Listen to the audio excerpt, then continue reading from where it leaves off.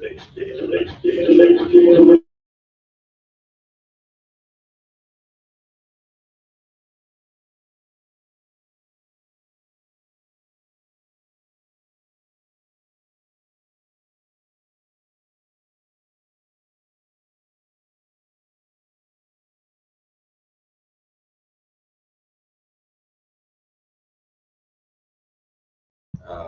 should be that one right there, but I think it's muted now. So try that again, and we'll go to Marv's USB drive right there, but I think it's muted now. Yep, it'll just be a file, so scroll down. And we'll go to Marv's USB drive. If you do it by date, there it is at the top. Okay. Just add that in at the front, and we're good to go. Just the one slide? No, there's 4 slides. Oh, you've got the notes view. Yeah, yours opened up with however it was open last time, I guess. Yeah, so just change it to, there you go. Take all of these.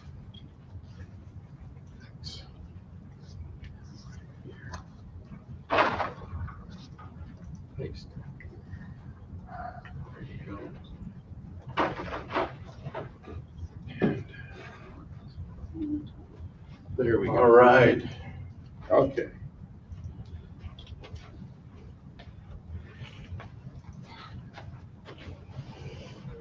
Well, all right. Those of you that are watching at home, thank you for watching. We experienced a few technical difficulties, and I will give the usual disclaimer. It wasn't my fault. That's our usual disclaimer. Welcome to our MAC meeting for July. And tonight we're going to hear from Steve Grimes. He's going to tell us about dinosaurs. I'm going to get over behind the computer here. We wanted to recognize our past president, Ivan Bergner. Ivan went to be with the Lord on July the 6th. He had a series of strokes. Ivan was 93, it looks like, 94. He was 94 years old. He served as president of our group for, well, we were just trying to figure it out, at least 7 years. He took over when Dave Menton moved to Kentucky. And then in 2015, he passed the gavel to me. I always say, Groucho Marx always used to say that he would never join a club that would have him as a member. And somehow I got to be president of this one. So at any rate, we wanted to recognize Ivan. That's his wife, Nina, and she's not doing too well either. But here is the information for the funeral. If anybody's interested, you can take a picture of the screen there. It is the night of July the 25th. Visitation, celebration of life. It's on the east side in Fairview, Illinois. One other thing I wanted to do. Oh, can you put that back? Sure. There you go, buddy.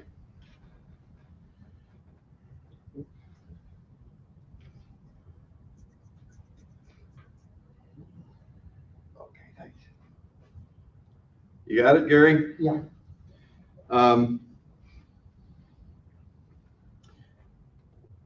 On that weekend, that same weekend as Ivan's funeral, the Creation Research Society is having their annual meeting here in town, and they're looking for volunteers. If anybody would like to volunteer, there's a couple things you can do. They're looking for somebody at the registration table on Thursday morning and Friday morning. And they're also, they're looking for 2 people. They're also looking for 2 people in the afternoons from 12 to 4. They would really be just people that the attendees, if they're looking for a restaurant to go to, or if they say, hey, I'm supposed to be such and such a place, how do I get there? It's just kind of an informational thing. And on Saturday, there's a picnic. And they're looking for, again, somebody to answer people's questions is the main thing. So if you would be interested, we will be sending out an email one more time where you can volunteer. I think, Josh, you're signed up to go, right? Yep. Yeah, he's going to be there. Gary Winkler signed up as a delegate. And I'm going to take at least one of these spots. But so we're looking for help. They're looking for help there. It wouldn't be very cool if they come to our city and we don't have anything for them. Where's Just, location? huh? Location. Missouri Baptist University. It's at Missouri Baptist, and they had me print a bunch of signs for them. Once you get to the entrance, there'll be signs that tell you where to go. Zoo tour is September 29 and 30. We have a Creation Day. Living Waters Academy is part of the Fellowship of Wildwood. And on a Friday night, Scott, do we have the dates set yet? It's October 17th, I think. Okay, so on the Friday night, or on the Friday, we'll be at the school, and we'll be doing a program for the kids in the school. And then on Saturday, they'll be encouraged to bring their parents back. We'll be at Fellowship of Wildwood for a Creation Day. So, and when we get more information about that, we'll let you know. Also, it looks like Scott and I now, there's been a third venue added in Colorado. In November, we're going to be going out there to do one day over coffee and do some other things for them out there. There's 3 different creation groups. So lastly, I just want to tell you that we are, and we were talking about it a little earlier, we were actually, we're looking at a different facility to have our meetings. And we don't have any information on that yet, but and I doubt we'll be ready for the next meeting, but hopefully in September we can start at the new venue. All right, did I miss anything, you guys? All right, so let me introduce Steve Grimes. It's always interesting when Steve gives a presentation. He has the ability to make the complicated understandable for minions like myself. Yes, Gary? Oh, I was gonna say, Steve, I know there was an announcement, a spectacular announcement about 3 or 4 days ago about some fossil that's the oldest ever found. Did you happen to catch that information? Nope. No, we didn't? Okay. I did send him one the other day, though, that they found a dinosaur fossil with the skin still in place. 65 million year old skin, we're told. Whoa. So Steve's presentation tonight, Dinosaurs, Did Men Really Live with These Terrible Reptiles? Steve Grimes.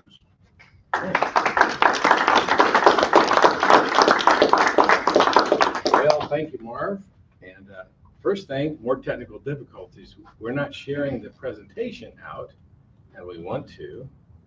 So I'm going to make sure that here, I believe that's it. Share screen.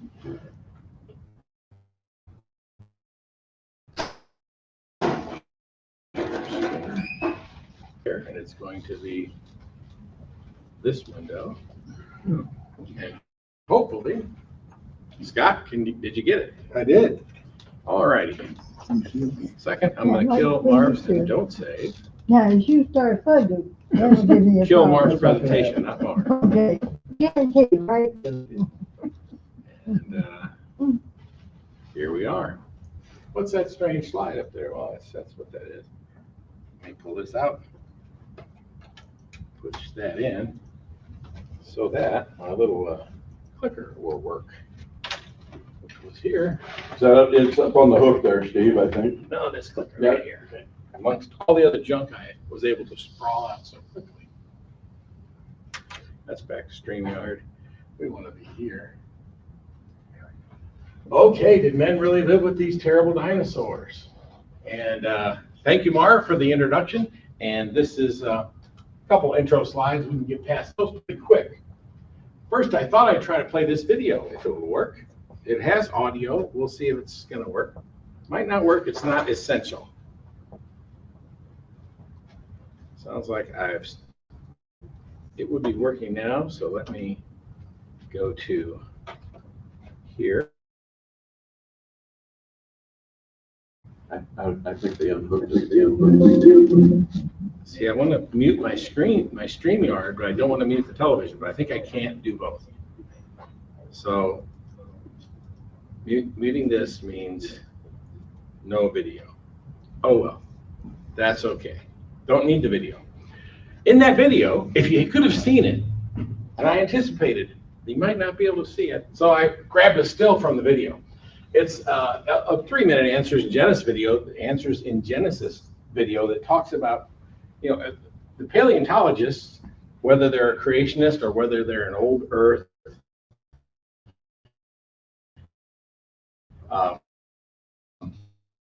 secularist, materialist, they're listening. Joel Brown did an excellent job of this.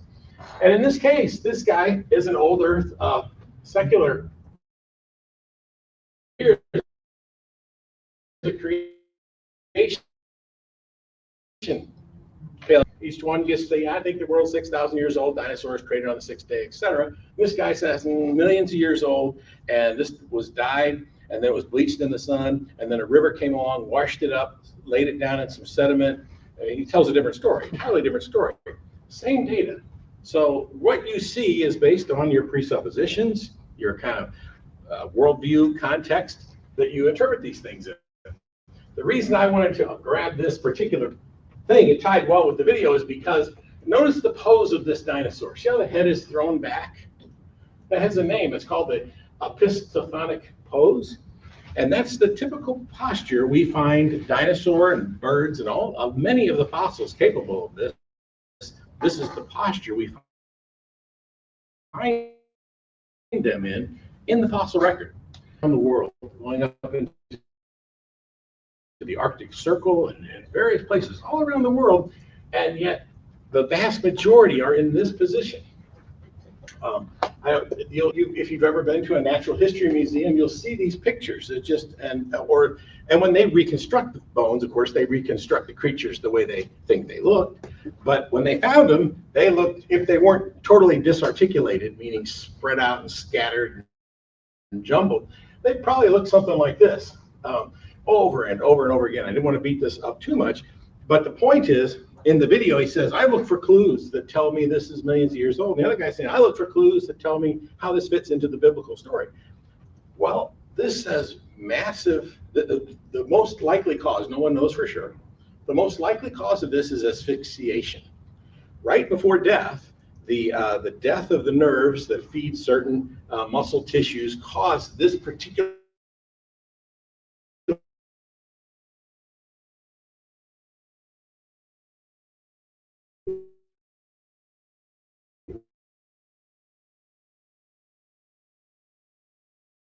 roughly something like this.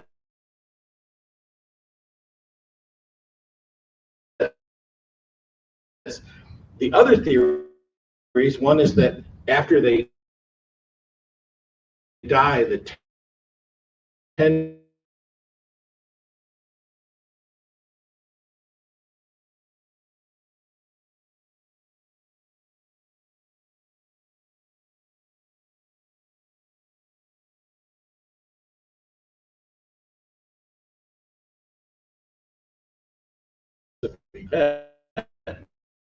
maybe not at the same time, that would be an assumption, but it does say drowning or drowning in either water or mud was the most likely cause of death of billions of fossils. Just leave that thought as a clue. And I had a couple more examples, just grabbing them from secular sources and so forth. Anyway, that was just a precursor to the whole talk. We're going to talk about dinosaurs. And dinosaurs are a diverse group of reptiles. They were considered reptiles. They were the dominant terrestrial vertebrates for over 160 million years. By the way, this is the Wikipedia definition, just so you understand that this is sort of the worldview, the current scientific worldview, that they were the dominant terrestrial vertebrates for over 160 million years, from the late Triassic period, about 230 million years ago, until the end of the Cretaceous period, about 65 million years ago, when the Cretaceous tertiary extinction event caused the extinction of most dinosaur species. And then it gets into a lot more conjecture and going into birds and so forth. But that's sort of a really small nutshell of the secular worldview. the creationist worldview is going to be a little different than that. And this talk was originally titled Dinosaurs in Art and History. And we'll see why as I get into it a little further. But let's just talk about it. Dinosaurs were actually discovered by a creationist. They started digging these things up in the early 19th century. And about around 1842, an English paleontologist, yes, there were creationist paleontologists back then, far more of them. There's some still today. He crafted, or what do we say, coined the term dinosaur. It's a combination of terrible, or powerful, or wondrous, and the word lizard. And so if you look at lizards, by the way, so what is it when we find a dead thing in the ground, and we look at it, and we reassemble its bones the best we can, making some assumptions as necessary, but they're really smart about how they reassemble. Keep getting better at the science of this. If we see this sprawling stance, it's sort of an indication we're looking at a lizard of some sort. If we see the erect, more pillared stance, well, we're looking at mammals in some cases, and dinosaurs. Dinosaurs supported their weight over a pillar-like sort of articulation of their legs underneath them. So that's just a clue. As we go into this, don't forget that. And just to drive it home, these are some typical lizards. And you can see that kind of sprawled stance. You see them on a chameleon, on a sea iguana over here, and so forth. So the sand gecko, you can definitely see that sprawled stance. Okay, so let's just talk about a few things from the creationist perspective. And the first thing I need to say is the two biggest evidences, well, we'll start with the biggest evidence. My friend Dave Menton passed away, of course, former president of this association, and it's a quote I've used before, but it's so good I'll continue to use it. He told me this in the car one time. He said, if they discovered in the mountains of Ararat a wooden ship that was just, badly rotted, badly damaged, but I could walk through on the decks of this wooden ship in the middle of this frozen mountain tundra, and it had all the signs of having troughs for feeding animals and places where all this stuff would have happened. He said, I would have the second best evidence that Noah's Ark existed, because the first best evidence is that God said so. And I'm saying that because I don't want you to be confused about my presuppositions or the presuppositions of our organization. We are saying the authority is God's word. And because that's the authority, we're going to take the world and look at it through the lens of God's word. And that shouldn't be hidden. It shouldn't be a surprise. Just telling you that's my bias. That's my most major bias up front. That's my best evidence. So, but having said that, does the Bible say anything about dinosaurs? And let's cover this relatively quickly. First of all, yes, they're land animals, and God said, let the land produce living creatures according to their kinds, livestock, creatures that move along the ground, and wild animals, each according to its kind. And it was so. God made the wild animals according to their kinds, the livestock according to their kinds, and all the creatures that move along the ground according to their kinds. And God saw that it was good. And God saw all that he had made, and it was very good. And there was evening, and there was morning, the sixth day. So the answer is, when did dinosaurs, at least the land dinosaurs, get created? On the sixth day. Okay, continuing. Is there anything that really describes dinosaurs in particular? And these are familiar verses, so I'm going to keep moving because I think most of you have had exposure to this, and there's some new material coming. This is all what you could say, an extended introduction. Look at the behemoth, and some people pronounce it differently, I'll say it that way for tonight. Look at the behemoth, which I made along with you, sixth day, and which feeds on grass like an ox. What strength he has in his loins, what power in the muscle of his belly. His tail sways like a cedar. The sinews of his thighs are close knit. This is obviously, a couple things are going on here. God's talking to Job. God is saying, hey, Job, have you considered this? Have you considered, the snow, the rain, the oceans, all of this stuff that is part of creation? And now let me call out a particular animal to you and just show you my handiwork. And so this is what God's doing here. Look at the behemoth. So he's not going to say, oh, you see that rat over there? You see that dog? Isn't that cute? No, this is God saying, you want to be impressed? This is impressive. And Job gets it. If you read the passage, you read from Job 38 to the end, you see Job gets it. Job is in terror as he listens to the voice of God and is exposed to what God's telling him. So this is an oppressive creature. It's the one that God picks to talk about of all the land animals. Okay, is it a dinosaur? Well, your footnote in your Bible may say, oh, I think it's a hippopotamus. Does a hippopotamus have a tail like a cedar? Does an elephant have a tail like a... No, that's kind of an unusual trait. And a crocodile, you could say, has a tail like a cedar, but does this sound like a crocodile? What strength he has in his loin, what power in the muscles of his belly. I mean, this is an oppressive creature that's being described to Job. I'm submitting that I think it's a dinosaur. His bones are tubes of bronze, his limbs like rods of iron. Again, strength, the strength that would be needed to support the mass that we're talking about. Mass in water is one thing. This is on land. He ranks first among the works of God. So again, called out as something pretty extraordinary in terms of God's creation. When the river rages, he is not alarmed. He is secure, though the Jordan should surge against his mouth. By the way, these aren't actual pictures. Okay, just so you know. Can anyone capture him by the eyes or trap him and pierce his nose? There's a relative full-size sauropod, a little man standing there. They're big. And the second creature is described, Leviathan. I won't talk about it as much, but these are creatures that I think we can't really put on any existing extant creature that we have living today. Can you pull in Leviathan with a fish hook or tie down his tongue with a rope? You know, from ancient times, men have killed whales. We've killed 60-ton whales. We can kill the biggest whales that exist. Man's a good killer. We know how to kill stuff. That's just something we've gotten good at through the centuries. And but here's a challenge to mankind. Can you pull in Leviathan with a fish hook or tie down its tongue with a rope? Can you fill its hide with harpoons or its head with fishing spears? Not very much pointing out this is rhetorical questions, getting Job's mind to acknowledge this. If you lay a hand on it, you will remember the struggle and never do it again. Any hope of subduing it is false. The mere sight of it is overpowering. This is a creature, again, that is very impressive. And so when we look at our Bible, well, the thing is, most of the King James Version, 1611 King James, and the manuscripts, the Hebrew and Greek and some Aramaic, these manuscripts don't really have the word dinosaur because the word dinosaur didn't get coined until Richard Owen in about 1838. So what word would they use to describe this thing? Well, the Bible has all sorts of references to dragons. In the King James, sometimes it gets translated jackals or reptile or sea creatures, things like this.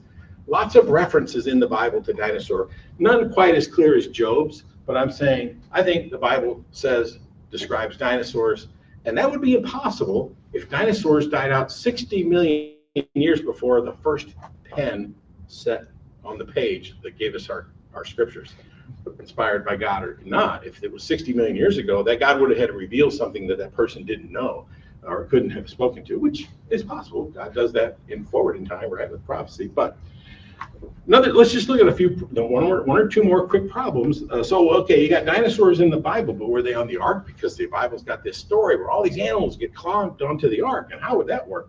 Well, first of all, you have to realize the average size of a dinosaur is somewhere between a sheep and a chicken. The average dinosaur. Yes, there's these monstrous ones, but they're not all monstrous. Plus, none of them start that size. They all start much younger than that.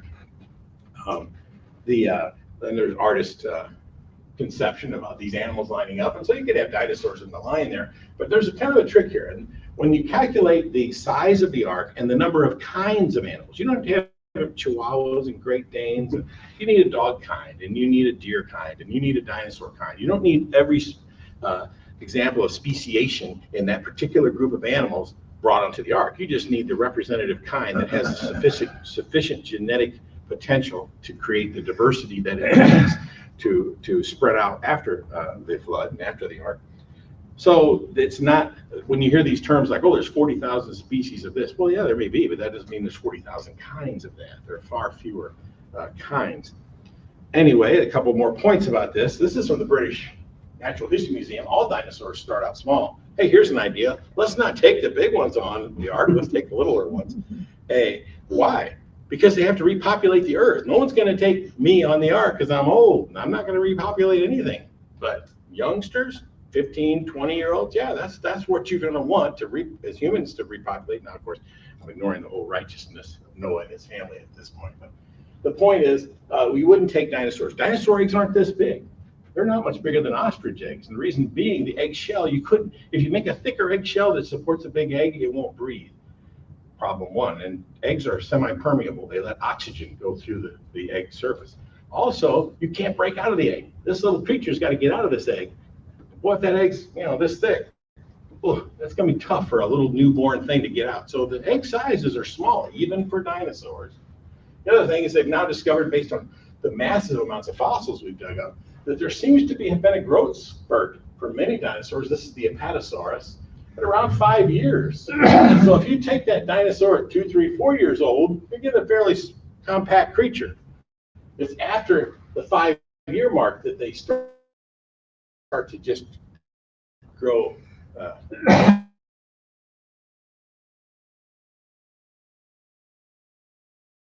Quite a bit up to these extraordinary masses. Okay, so yeah, it can work. But are dinosaur fossils millions of years old? Well, this gets to the second, what I think is currently the second best evidence that dinosaurs are not millions of years old. First evidence is God's word. There's no room for that in God's word. The second evidence is that soft tissues are something that doesn't last millions of years. These are organic soft tissues. These are amino acids or carbon bonded molecules that these carbon bonds, while they're remarkably strong, they're not strong enough to last. They do decay. We can even watch them and study their decay rates. Amino acids and carbon bonded molecules decay over time. Just a fact of science that we can observe in the laboratory. And yet, what do we have? And we're finding in dinosaurs now? Soft tissues. So probably a good thing our media isn't working, because I was going to show only about 30 seconds of the 60-minute broadcast that actually shows this. They did an article. It's called B-Rex. It's on Mary Schweitzer and Jack Horner. And it's a great episode. You can go get it on the 60 Minutes archives. It's their discovery. It's Mary Schweitzer gets the credit. She actually just was the one who came forward with dinosaur soft tissues. Turns out they've been seeing these things since the 60s at least, but nobody would say anything. And in this video, she said, I'm not going to tell anybody. I found these soft tissues. That happens 65 million years old, and it's still soft and spongy and springy. Since her discovery, we've now sequenced DNA segments and nucleotide segments. We've sequenced amino acids and some proteins. Some of the basic proteins of dinosaur life have now been sequenced from these creatures. So a neat episode. I encourage you to go watch it. This is just a highlight of that. 2005, a team of scientists found a femur of a Tyrannosaurus rex that contained intact blood vessels and red blood cells, the small circle above. Once freed from the bones, the blood vessels could be stretched and even snapped back into place. Early 2009, scientists found a fossil of a duck-billed dinosaur that contained a host of soft tissue structures. The analysis of this fossil, done by multiple independent labs, concluded the fossil contained collagen, elastin, hemoglobin, and osteocytes. So all sorts of organic material in bones that are supposedly, by the materialist evolutionist perspective, 65 million years old. And now they're scratching their heads and going, how could it last that long? Because the paradigm is they can't accept that it might be younger than that. So, and then just a couple others that are pretty well known, because I've got a whole separate talk on just the soft tissues thing. So I'm just grabbing a couple things out of there so you understand that this is what I consider the second best evidence that dinosaurs are young. Dinosaurs and man cohabited this planet at the same time. Doesn't mean you live next door to one. You might not want to live next door to a crocodile either, but the point is they're on the planet at the same time. This was a hadrosaur up the Liscombe bone bed. This is up in the Prince Creek Formation in Alaska. The hadrosaurid remains are almost entirely disarticulated, show little evidence of weathering, predation, or trampling, and are typically uncrushed and unpermineralized. That means they're not fossilized. They actually find bones that are still bones. One guy was commenting that when you sawed the bone in half, it smelled like sawing a living bone in half.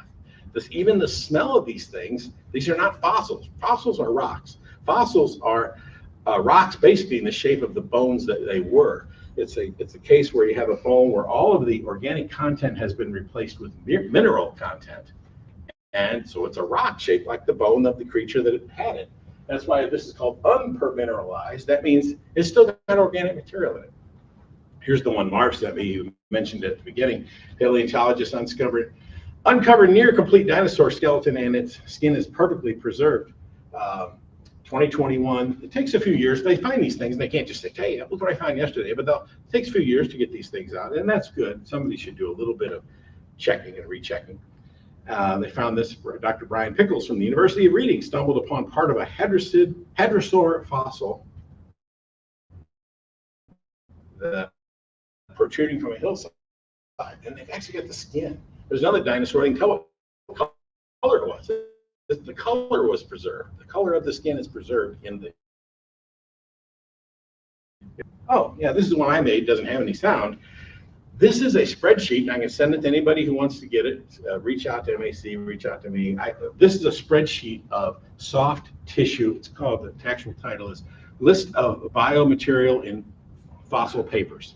Not just dinosaurs. Some of these are 500 million year old fossil whatevers, and they find soft tissues in them. And so I just scrolled. I thought, how can I present this and make it even sort of give you the idea? So I just scrolled. I turned on my screen capture, and I scrolled through there's just hundreds of these things. And it was being maintained by a guy who's passed away, and it's been moved to a couple different groups now maintaining this. But I can at least get you this version from a couple years ago. This quote's interesting. It's in there. This is from a Brazilian Portuguese language journal called Terra Didactica.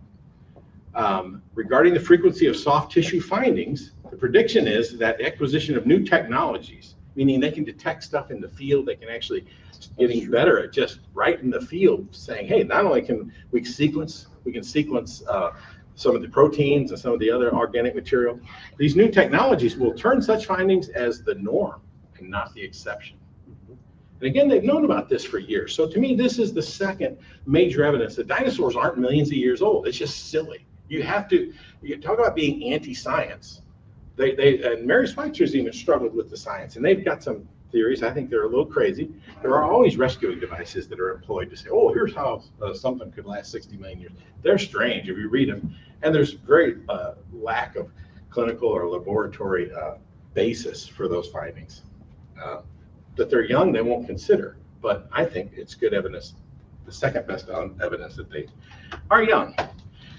That completes the introduction. So I'm a little behind, but not too far. I hope to be here at the bottom of the hour. I'm only 7 or 8 minutes late. This, I think, is a fair question.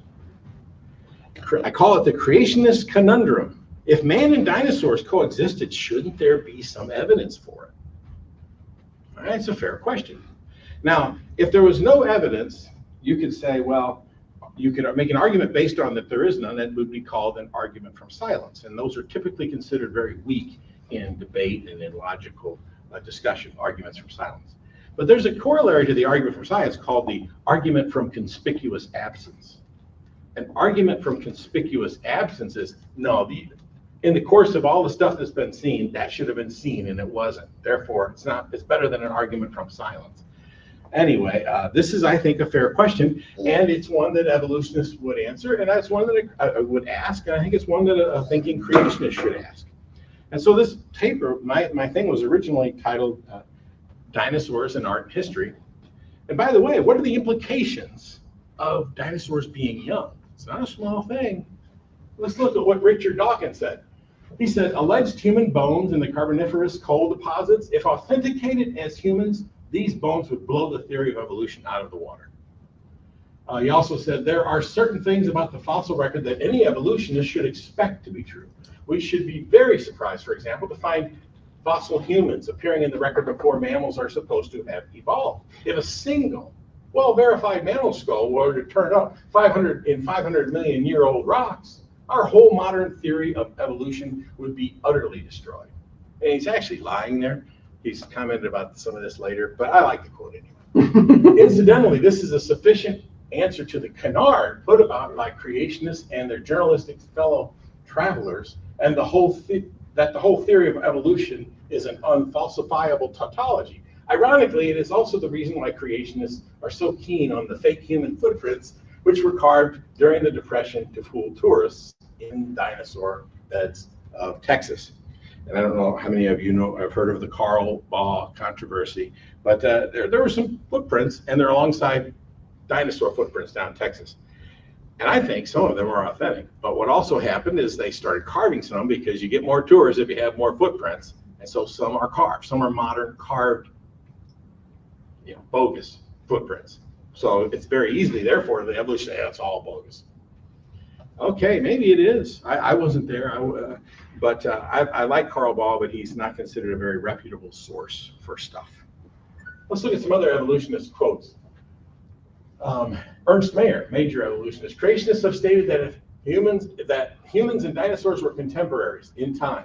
Were this momentous statement true, the names of its discoverers would thunder down the corridors of time as individuals who made one of the most outstanding discoveries of the 20th century. So they're not allowing any room for the human dinosaur coexistence thing. And many of these quotes, by the way, are before the soft tissue discoveries. Niles Eldridge, co-author of a book called The Monkey Business with Stephen Jay Gould. We have been looking at the fossil record as a general test of the notion that life has evolved. To falsify that general idea, we would have to show that forms of life we considered more advanced appeared earlier than the simpler forms. So that's actually in his Monkey Business book. Louis Jacobs, last one, Southern Methodist University, but don't be fooled by that. He's former president of Society of Vertebrate Paleontology. Co-occurrence of men and dinosaurs. Such an association would dispel an Earth with vast antiquity. Dispel it. There goes our long ages. The entire history of creation, including the day of rest, could be accommodated in 7 biblical days of the Genesis myth. Evolution would be vanquished. So they understand the stakes here. The stakes are pretty high. Any evidence I present that says, hey, look, man wrote a colored a dinosaur here, it's going to be not well received.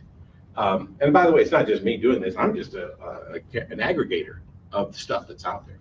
So I wanted to give you that. Now, here's the challenge. Here's what I'd like you to think about. If I asked you right now, if I had pencils and papers, I'm a terrible artist, so I'd exempt myself, but you're no worse than me. And I ask you to draw a creature that does not exist, that no one's ever seen. But 1,000 years from now, we'll find something that looks remarkably like what you just drew. That'd be pretty cool, wouldn't it? It'd be almost like you could do props or something. To me, I gave this to a bunch of great kids in a Sunday school class once, or at least the thought exercise. Imagine you drew this. Wouldn't you think that would say you've probably seen a picture of that, or you had some exposure to that? Given that we now know this pretty much exists. This exists in the fossil record. This is a pretty solidly represented stegosaur. Doesn't look quite like that. The pictures have changed over time. So to me, the challenge is not that, well, that's the perfect anatomically exact representation of a stegosaur. No, that's not the criteria I'm using. The criteria I'm using is it plausible that the artist's conception was influenced by things that they had seen or heard? I think if anything I draw is going to be that. I put feathers on it, it's because I didn't concoct feathers. It's because I've seen feathers on birds and stuff, and I'm going to put some feathers on my drawing. So again, if the standard is exact anatomical perfection, well, that's a problem. Here's another quick point about this as I go into it. This is a painting of a creature, and I'll tell you the story behind this one. And there's a problem. This plesiosaurs don't have a big bump on their head like that. So we'll talk about it. When I was doing the zoo tours, and I hope to do them again, but this year I'm taking off because it's just hitting some conflicts. The thing I noticed, if I go to the Smithsonian and I'm looking at painted dogs, or I'm looking at polar bears, or I'm looking at these animals and getting detail. Oh, painted dogs live in the wild for 4 to 7 years.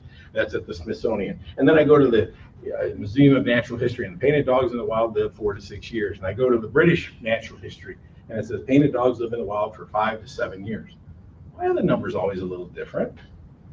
I know, I'm sure everyone who's done a zoo tour research has noticed this. Depending on which, go to Wikipedia, you'll get one number. You go to Smithsonian, you go to Science, you go to Nature, you go to these different sources, very credible sources. And they're doing the best they can. But the point is, the information that these sources have about these animals is what they've observed. That's why it was such a big deal when that lady went and lived with the monkeys for 20 years, because she just observed for years and years. And then she could say, here's a whole lot we've learned about these monkeys.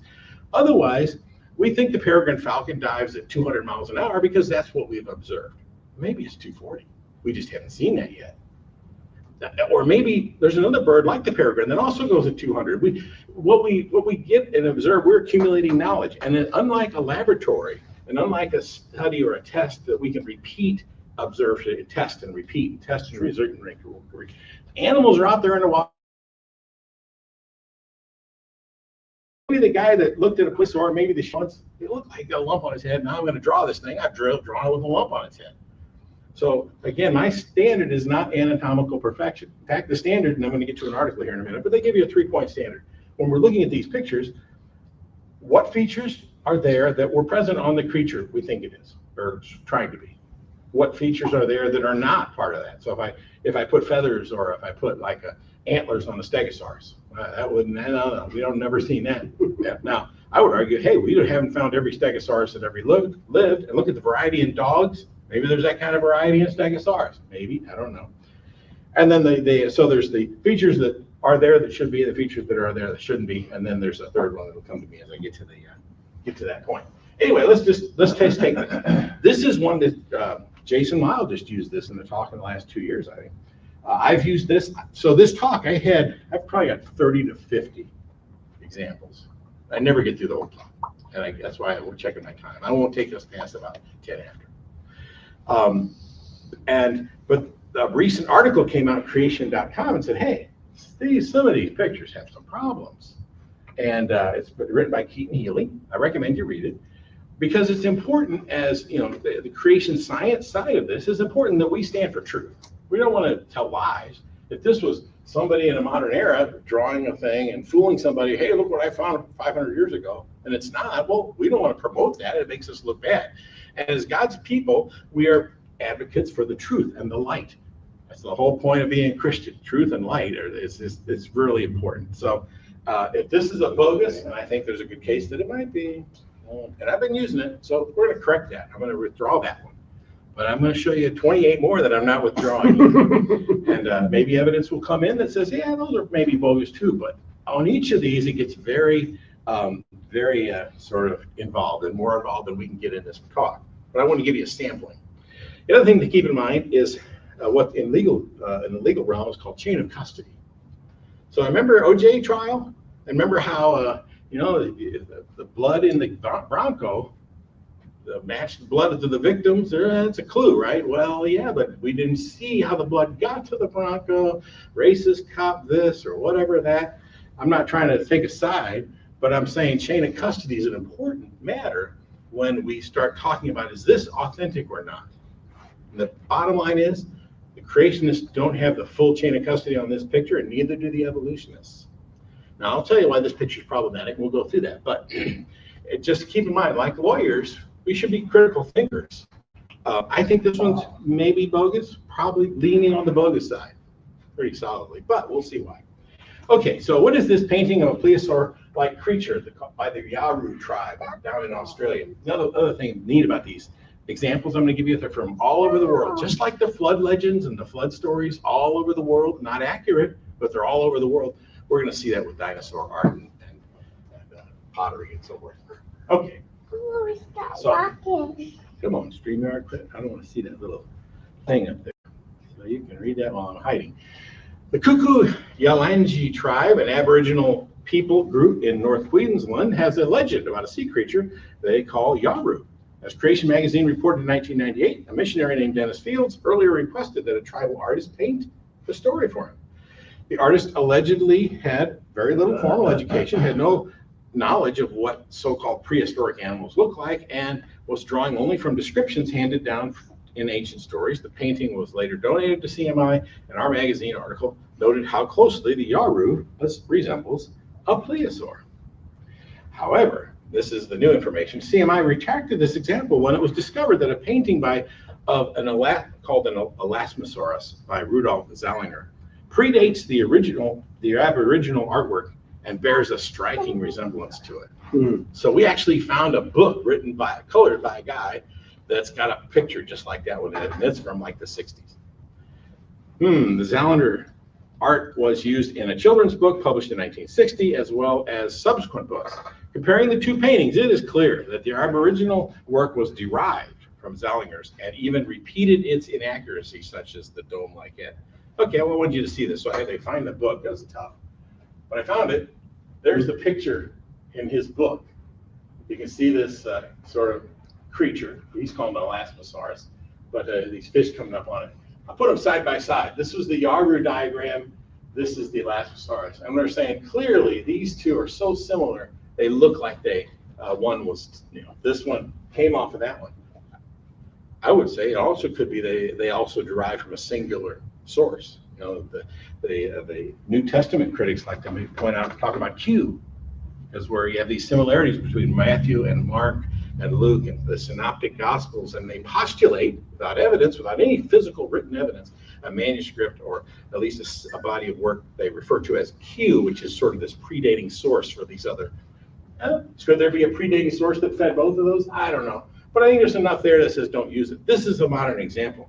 So how about for the rest of this talk, I won't use anything from this century. I won't use anything before that's after 1800. Let's go back before 1800. At least we'll eliminate, the guy knew what a dinosaur kind of looked like, and then he drew one. Okay, so here's the article I was referring to, Dinosaurs on Ancient Artifacts, reappraisal of 12 examples by Keaton Healy. I had like 3 of these in my talks. I don't feel too bad. And it's good. We should be self-critical as creationists, because again, truth and light matter. They matter a lot. He makes a great argument in this article. He starts with this. This is the kind of thing that he's pointing out. People see these pictures, these ancient artwork, and say, hey, look, somebody had a cell phone back in 1670. It's a cell phone, right? She's looking at her cell phone, and they didn't have cell phones back then. How could that be? Well, we read our cultural bias, our temporary thinking. We read into this picture what isn't there. The picture is called "Detail from Man Handing a Letter to a Woman in the Entrance Hall of a House." We know the author. We know what he titled the picture. We know what his intent was with the picture, and yeah, that's not a cell phone. So we have to be careful when we take a picture and say, oh, I think that's a dinosaur. Well, I don't think we have to think that. There'll be evidence where we need it, but we don't have to make it up. Here's another one, very similar. Doesn't it look like she's looking at her cell phone? This is from 1860. Again, before the cell phone thing. Called The Expected One, anyway. Famous pictures. So let's go through some of these examples. And this one is not in Keaton Healy's article. He is writing a separate article just on this. Now, I think newcreation.org, a couple creation groups and people have come out and said, yeah, this isn't what it looks like to me, the layman. People were saying, hey, this looks like Stegosaurus. Look at those bony plates across the back right there. You can't see my pointer, so I won't use it. But this is an 800, everybody agrees this temple, I think it was completed in 1096 or 1196. It was 1196. It was a temple the guy built for his queen or his wife. And so we don't argue on the dates. This thing exists. What is it? Well, I grant, I don't know what it is for sure, but it's got some features. And so what features does it have that it should have to be a Stegosaurus? What features is it missing? What features does it have that it shouldn't have? Those are the 3 categories. Okay, well, looking at this thing, Stegosaurus, we'll look at anatomy a little closer here. They don't have ears like that. Their head doesn't look anything like that. And they have all the Stegosauruses we found, I believe this is true, have the spikes on the end of their tail. And so these creationists make a big deal. This isn't a Stegosaurus because there are no spikes. Now, to me, they didn't have room for the whole tail. That's what it looks like to me. Some years when I'm doing my Christmas cards, and I'm saying, Merry Christmas, Stephen, and I run out of room. I'm not, Stephen, and Merry, I'm right. So I think he ran out of room for the whole tail with the spikes. I don't think that's a terrible statement. But I do think the spikes across the back, they'll say, well, that's part of the background. Well, that's arguable because it doesn't look like it. B, there's an ox right above this, or a water buffalo right above this that has similar sort of stuff in the background. It doesn't nearly come out as far. So the relief, this is in 3 dimension, comes out much further as though it's part of the creature and not part of the background. The pointed down toes is a feature of Stegosaurus. That is actually a feature of Stegosaurus. Their toes point forward, their front feet, toes point forward. But the head is totally wrong. So is it arguable? Absolutely. Absolutely arguable. I wouldn't go to my wouldn't go to the gallows defending that this is a stegosaur, but I think somebody saw something. And again, maybe the stegosaur didn't stand and pose for the guy to get his best drawing that he then used to make this sculpture. This is in a jungle. Maybe all he saw of the stegosaur was the backside of it walking away from him. I mean, this is the reality of observations get accumulated. Okay, this is a fairly close stegosaur this is in the Encyclopedia Britannica article to get a better idea. Plus 2 rows. This one here on our picture only has 1 row. Stegosaurus has had 2 rows. But again, if you're making a sculpture in a rock, 3-dimensional rock, I couldn't do that. Of course, that's not very good at art. This is a pretty good representative fossil reconstruction of Sophie, Stegosaurus specimen, who has helped us determine a clearer picture. Notice how small the head is, the ears, there's nothing, that doesn't work, and all the way down to the bony tail. But see how the front toes do point forward, kind of interesting. And so this is also something that was found, now this is down in Peru, 1971 landslide in the Girafalco region, in Italy, got my places mixed up. I'll know by the name that's coming up here. Brought to light hundreds of ancient artifacts of a pre-Greek civilization. This is terracotta pottery out of this, or that's coming. They found that along with these. The lawyer was named Mario Tolone Azzariti. Asserts that he found some dinosaurian representations among them, pictured below. To the left is a terracotta statue. He found this one, and he found this is the same one. That's the top view. That's the bottom view. It's conjectured by the creationists that want to say it's a stegosaurus. These were 2 to 4 ton creatures. When they walked, they lumbered most likely, and that spine probably moved as they walked. So there might be a reason for this sort of offset in the bony plates along the spine, but maybe not. But I think is this a stegosaurus? Well, it doesn't have any feet. But I wouldn't use that as an argument to say, nope, can't be a stegosaurus, doesn't have stegosaurus feet. I feel like Keaton's article does a little bit of that. He'll point out the anatomical imperfections of the artwork and say, yeah, it can't be a stegosaurus because it doesn't have this feature, or it's got this extra feature. The head's very small. Yeah. And this is from, it's from Greek, back in the Hercules. This is BC, hundreds of years. I think I forget the exact date. It's coming up here. Here's an urn. This is an urn from Carrier, also not in Keaton's article. He's doing more research. These are all in my original talks. I'm going to keep them until he tells me I have to take them out or something. This is an urn from Carrier, which is located Asia Minor, Turkey. This artifact, described in Thomas H. Carpenter's 1991 book, Art and Myth in Ancient Greece, a handbook, is estimated to be from 530 BC.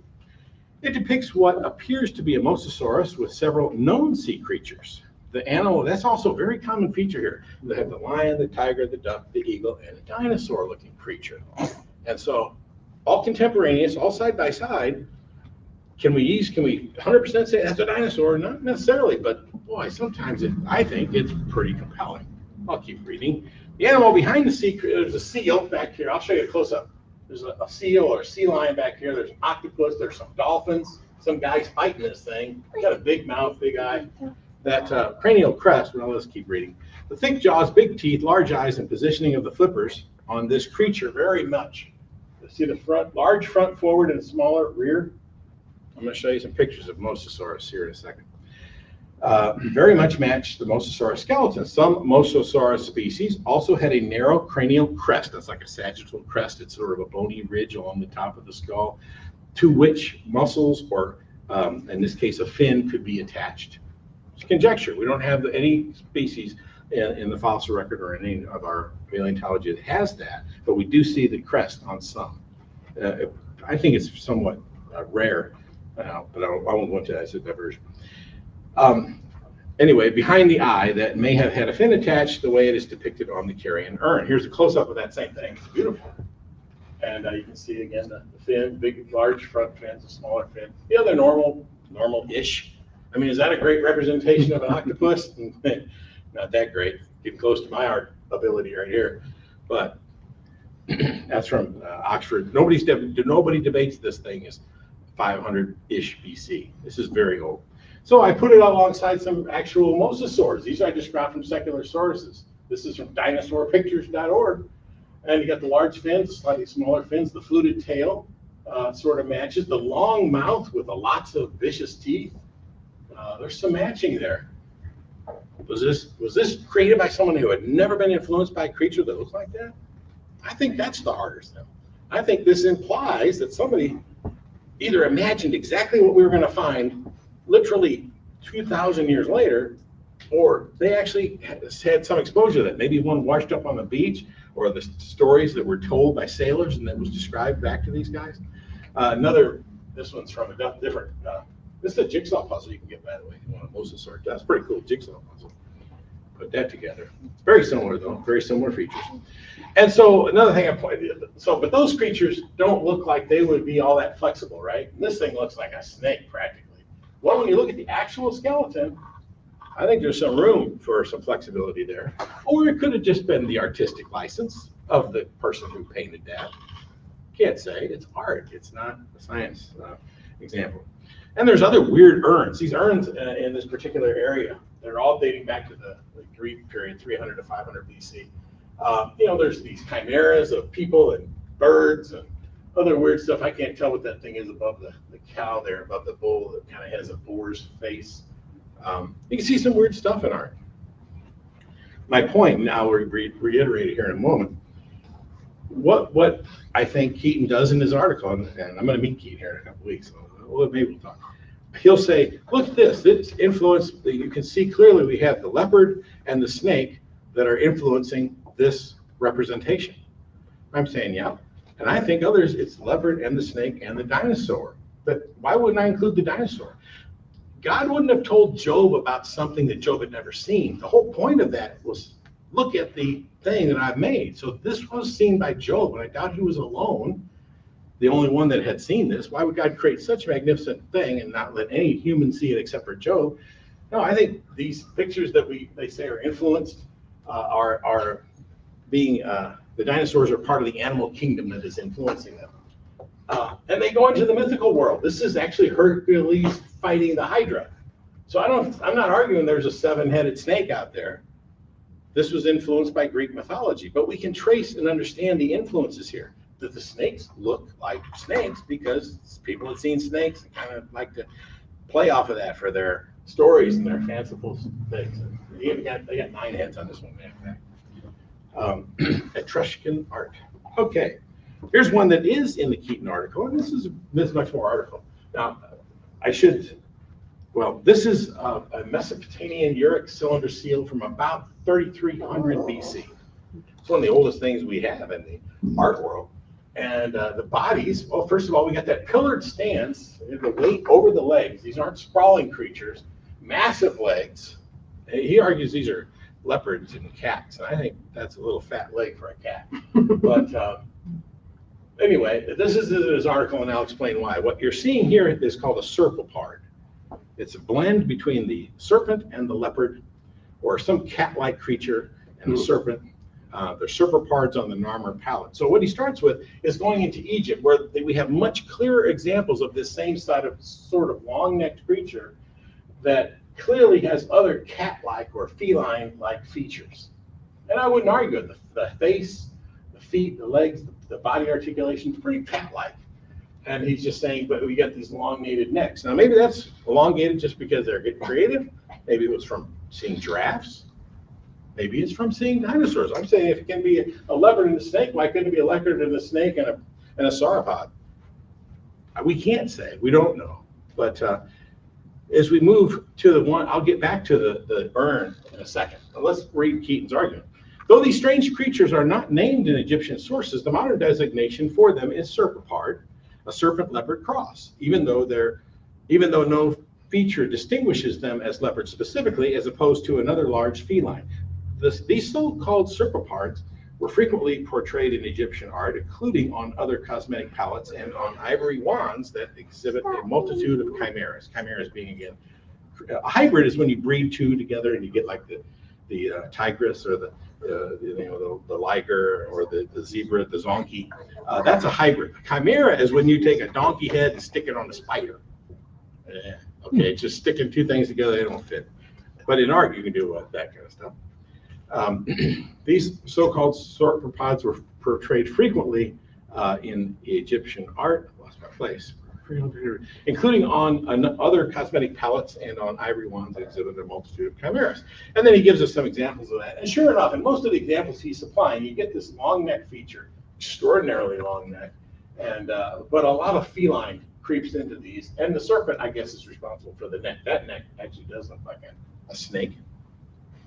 These are other sauropods, clearly feline, clearly long neck. So this is what he's basing his argument on. I actually think it's a pretty reasonable argument. And so he's saying that seal is just one more example of that. Case closed, move on. Okay, maybe it is. I can't, but here's what I would say. Again, back to my place. How do we know it's not felines and snakes and sauropods? Look at the body. Look at the neck here. That is not a snake. That's not a cat neck.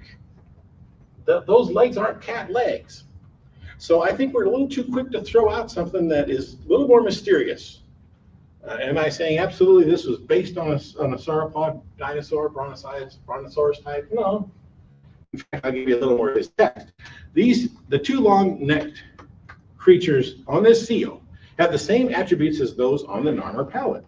Not only are they plainly sauropods with cat-like ears, noses, and tails. I think the heads are a little harder to say that about because they're, but whatever. But they also have the intertwining necks precisely matching the posture of the mythical beasts on the Narmer palette. Hence, they should be understood the same way, not as dinosaurs. Here's the actual seal. It's actually round. It goes around like that. Here's the actual seal. It's the best photo I could get. And yeah, that head, it doesn't, I guess it's cat-like, kind of lion-like, more than leopard or something, more squared off jaw. But again, the legs are kind of beefy for a cat. A cat-headed eagle can also be seen on the same cylinder seal, which ought to be a clue that the sauropods are likely unreal. 100%. I'm not talking about a real creature here. I don't think anything real ever looked like that. 100%. I'm just saying, what influenced the artist's thinking here? Okay. What influenced the artists in Zimbabwe when they drew these? Can we find some animals that look like this? Maybe that's a dog.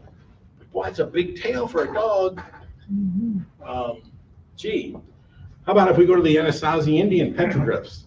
This one's kind of hard to see, but it's got a petroglyph. This dates arguably to 1600, maybe before that. And this is, if you reverse the the negative, this is what's drawn for the dinosaurs. That sure looks like a dinosaur to me, but it's kind of hard to see in this picture. And there's like some guy driven up here. There's all kinds of Indian artwork that does this stuff. This is an example of Native American rock art carved in the walls of the Grand Canyon. It was discovered in 1879, so after dinosaurs came, and I said I wouldn't use anything before that, but it was discovered in 1879. Actually, the patina, and I don't think it goes into it here, the patina, there's like a varnished patina on some of these finds that give them an indication of how old it is. Is this a recent carving or is this an old carving? What's interesting, that little white spot, that's a bullet. Somebody used it for target practice. A shot with a bullet, a shot with a gun. So, this was, and I looked up this guy, Charles Gilmore, curator of vertebrate paleontology, and that's who he was. I did not connect him to this picture directly. I didn't have time. Some prehistoric man may have made a picture of a dinosaur on the walls of this canyon. Point is, they took that picture, and the creationists can line it right up with the Dinosaurs. Kind of looks like that. A. B. I can't think of anything else that quite looks like that. It's not a duck. It's not a chicken. It's not a pig. What is that? So moving on, this occurs over and over and over and over again. Again, I stopped at like 30 or 40, and we're going to stop now because I'm over time. But the Ica stones in Peru. So this is similar to the Caraval footprints. They discovered these. A very reputable Dr. Javier Cabrera discovered these. Hundreds or maybe I think thousands of these things were discovered, like 12,000. Well, since then there's been forgeries because people love selling them to tourists. So now they're saying, no, they're all bogus because they found these. Cabrera, who's a reputable doctor, testified, no, this is exactly how I found these in this cave deep in Peru. You can read his story, it's pretty interesting. And there's some stuff here that's just unmistakably, that guy's having a bad day right there.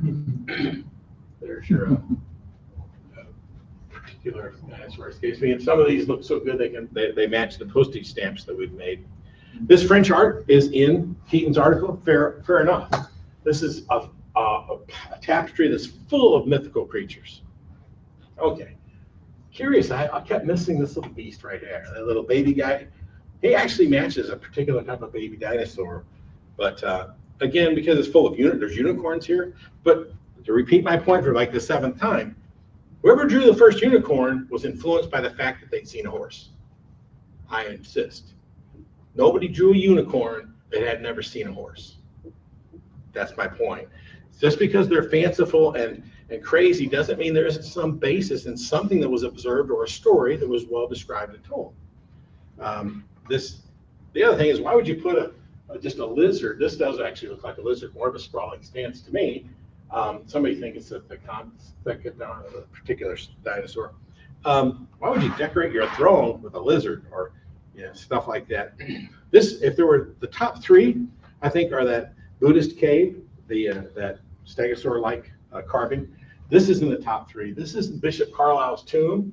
These creatures that are along this brass plate that surrounds the tomb, people walked on it for hundreds of years. They finally have covered all this up, but they had exposed it when they were remodeling. And somebody snapped some photos of it. These are from 1600. He was buried in, 1496. These creatures, I'm insisting that something influenced whoever carved those creatures. And they sure have a dinosaur look to them. Conclusively, maybe not. Yeah, definitely not. This one's a weird one. I don't know what that is. Funny looking head, but more dinosaur-like than other creatures. The Acambro figures, these are in Mexico. Now this guy, 32,000 of these. Some of these are so detailed they can identify what dinosaur they look like. So naturally, the evolutionists are going to push back, say, well, that's a modern forgery. Okay, and again, we lack chain of custody on some of this stuff. So maybe every example that I'm showing you is all frauds, all fraud, can't be man, can never seen a dinosaur. Maybe that's the case. I don't think so. I think the overwhelming number of these starts to lean us toward, this one is in Keaton's article, and I think he's right. This is just too strange to say too much about, although I couldn't identify anything, but it's just weird. And some other pottery, but I want to get to one last slide. This is the Palestrina mosaic. This is one I was never dogmatic about, but it's cool. This mosaic, the little tiles, they make a whole wall of picture, one massive picture out of these little tiles. This thing is huge.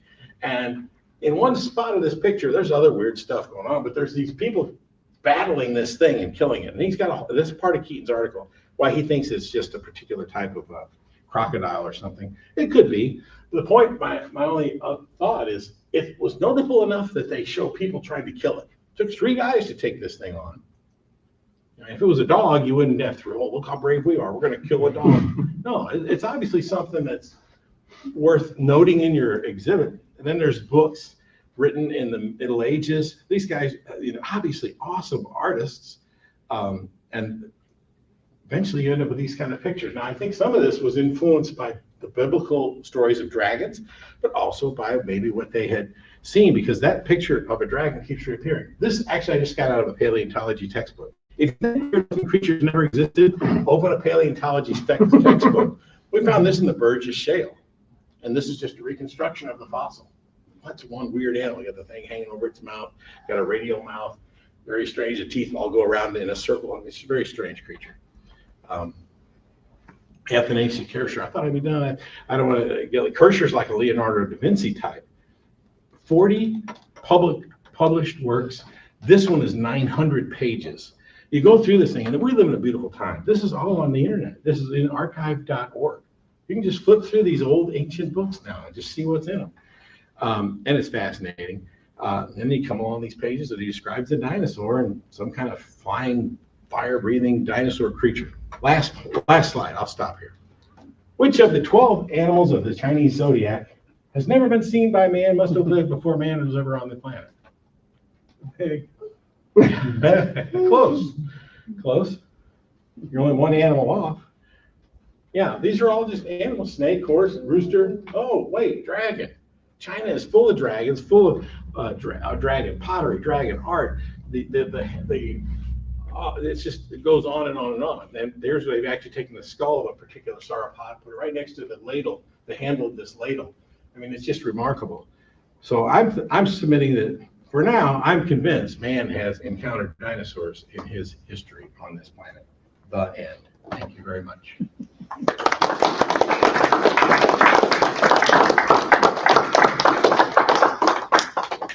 I dated that one.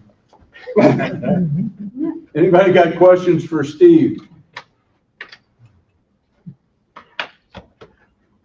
Yes, sir. So I guess what I would say is that if they would find a fossil of a hydra, a 7-headed snake, Yeah, that'd be something. if they would find that, would they then look at those old pictures and go, well, that must have been real? Right? Wouldn't you think that they would say that? If they would find a fossil like that? Maybe. It's all this stuff is very nuanced and complicated. Because you'd also have to, again, that chain of custody. Did the artist who did that 7-headed hydra on that terracotta pottery or whatever, did they see were they in the part of the world where that find was and living in the same rough area when we date the find, we think the find was dated to? And so there'd be a lot of details to be shaked out. But I think that's why I'm sticking with the idea that the artist was influenced by at least snakes. Now you just add heads. And I think that's plausible, very plausible, that kind of thing. And I didn't know the artist, obviously. He's dead. We can't ask him, but that's what I would surmise. I don't know if that's a good answer or not, but What about, Steve, the Laetoli footprints? Over the years, it's not real, it is real, it's not real. now we're talking about the Lucy footprints? No, the Laetoli, The name, I remember the name, but I've forgotten the context. where do they find those, Scott? That's the ones in ash? That is the Lucy footprint. It is the Lucy footprint. That's Okay. You're thinking of the Paluxy Riverbed in Texas. The Okay. Paluxy Riverbed is where you have humans and dinosaurs. That's Carl And that's Moss. Carl Baugh, okay. And he's been, considered a fraud. Only because some were forged. No question. They So, also tried to bring bulldozers through there and destroy them. I've heard that the reaction to this stuff was not good. I like Carl, actually. I think he's a pretty humorous guy to listen to, but I don't even know if he's still alive. I'm sorry, repeat the line about their bulldozers or something? They tried to destroy the Paluxy River thing with bulldozers. Yeah. Because there's nothing to see here, so let's wipe it out. Other questions or? So how much food did these dinosaurs eat? Well, fortunately, the world was a very lush place because I took out the slides that talked about their diet and their teeth. And why would those teeth be associated with a vegetarian creature? I took all those slides out because it's part of the dinosaur talk. They ate a lot to get that big, but the world was a lush place. Think of our most lush rainforest now and realize that extended all the way up into the Arctic because we're finding a lot of these bones inside the Arctic Circle. It's remarkable. So after the flood, when these eggs were on there, the earth was near this plush. Correct. And if it was 24 hours a day, there wasn't enough food, so. Yes. In terms of how the demise of the dinosaurs, most of them were in from the flood. The few that were brought on the ark and survived afterwards did not thrive, and gradually, either man would also hunt and kill them. All these dragon legends of medieval knights destroying us, how you showed how brave you were. Maybe they're just purely mythical, but it's remarkable that in Europe, the way they drew a dragon, it's not that dissimilar from China drawing those dragons. Marco Polo can't be responsible for all of that cross-pollination of concept. So I think some survived after the flood and after the ark, but I don't think they were ever the same.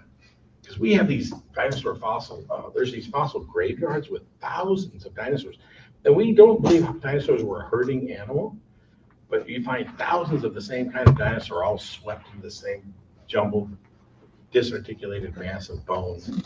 How does that work? Even they admit at this point that they were deposited there, right? They had to have been deposited there. They argue about whether yes, there was a lot of, the flood was very violent. Mhm. And so, yes, it probably isn't the case where they were all just died and fell over there with the pose we had, but rather because they're so violently disarticulated, you got a femur over here, you got different bones over there, that, this was moved. And both sides have theories about how things move after they die because of the motion of water. Water can carry just about anything, boulders, water is very powerful. So, but yeah, they'll do local floods, carried all these bones to this spot, that was the low spot, so it dumped them all right here. And then they got buried by the next round or something. Not quite my area to talk too much about, but that's what I recall seeing. Yes, sir. I assume this articulated means torn apart. Yeah. Yeah, sorry. Yeah, that's how I use it anyway. Wouldn't be the first time I misused a word, but yeah, I've seen that word in the literature. I think it wasn't even in one of our slides. Yeah. Yes. When I saw the picture up there of the little baby dinosaur, Yeah, that the tapestry. thought struck me, do they have any idea how long it might have taken to grow to be one of the big dinosaurs? Well, that slide I had earlier showed the Apatosaurus, the growth spurt was about 5 years old. Right, But remember, not all dinosaurs got that big. right. So some dinosaurs didn't get much, bigger than a sheep. So, but that one is referenced, and Keaton Healy's article, he does talk about that one a little bit. So you can read a little, and there's the proposed identity of this thing. He says it's not, it's mythical. But I got it's cute. a piece of news for you. Yes, sir. We're gonna be trying to set up our podcast at Missouri Baptist when Creation Research Society is here. Keaton Halley will be here. Yeah, no. I'll contact him and see if Yeah. he would be We willing can to have a let lively you. discussion. Yeah, there we go. You knew he was coming. Yes. Yeah, I saw that. Okay. Yeah, I went through the whole list of the people that are coming. And by the way, I think it's good that we have people that are keeping us on point and striving for excellence is something, especially in the creation science, because we're considered a bunch of whack jobs by the secular community. So it's important that we have people like Keaton and others that are going to take us to the highest standards of evidence and proof and irrefutability. I think that's a fair and a great thing that he's doing it that way. One more question. Anybody else? Uh-oh. Well, I'll make this comment because this may be what Gary was talking about, right? So Okay. this was, and I sent this out to, I'm sorry, the board, and I'll copy you on it or whatever as well, right? So this was from June, just this past June 25th. Here it was, and so they found that they did. It says here, protein found in a 70 million year old dinosaur fossil defies fossilization rules, rewriting paleontology forever, is the statement. Very bold statements and everything like this. But this is where, indeed, they say it's an unprecedented finding. It's a secular source, too. And it's a secular source, right? So this is the thing is when you say, hey, they think we're crazy, and it's just like we're using their material, right? They're finding this stuff out themselves. But they say that here's a protein that plays a crucial role in the structure of connective tissue in the 70 million year old Edmontosaurus fossil, right? In the Hell Creek Formation in South Dakota. So they go through this and they say, hey, for years, scientists believed that fossilization destroyed all these organic molecules, leaving only mineralized remnants available, right? But this used advanced spectrometry, Yeah. right? I need to get my good Techniques. glasses back on. But take your word for it. To analyze the well-preserved sacrum of this dinosaur, revealing not only amino acids but the full collagen protein in the bone. Mhm. Yeah. And they sit there and they say, how can this be, right? Because it is the first of its kind, contradicting the widely held assumption that proteins like collagen degrade too quickly, Right. to survive in fossils. We understand chemistry. We may not understand everything, but we understand chemistry. And these carbon bonded molecules do not last. That's right. They Well, are and- fragile. And the point is, when Steve says we're both sides are looking at the same evidence. Yes, sir. We would look at that and say, come on now, that can't last 65 million years, that it can only be maybe a couple thousand years old. Right. They look at it through their worldview and they will say, wow, that's amazing. We got to figure out how that lasted 65 million years. That's right. That's right. There's no way for either side to prove at this point, one way or another. But come on now, what's more reasonable? Yeah. What's Yeah. what's more reasonable? And the funny thing is, so the whole article then talks about how they're looking into how does collagen preserve that long. And 4 out of the 5 comments that people wrote in said, wouldn't the more logical conclusion be that it's not that old? Yeah. Occam's razor. Pardon? Occam's razor. There you go. Exactly. One more quick announcement, and then I'll pray us out. I forgot to do this at the beginning. I will not be able to be there because I'm going to go to Ivan's funeral. So it's the night of the 25th at the CRS convention. Oh, that's right. Friday night is open to the public. And Bill Hesh will be speaking on In the Wilderness, Creation Science Then and Now. It will be at the Pillsbury Chapel Fine Arts Building on the Missouri Baptist campus starting at 7 o'clock Friday, July 25th. And it is what they call the Henry Morris Memorial Lecture. So we have a board meeting Saturday. I'll talk to Gary about sending an email out about that because that's open to the public and it's free. Okay? All right. Lord God Almighty, thank you for this evening. Thank you for Steve's diligence in researching this topic and finding all these amazing pieces of art and all this incredible information, Lord. We praise your holy name and thank you for all good things. In Jesus' name, amen. Amen. Amen. All right. Thank you. Okay, here's your thumb drive.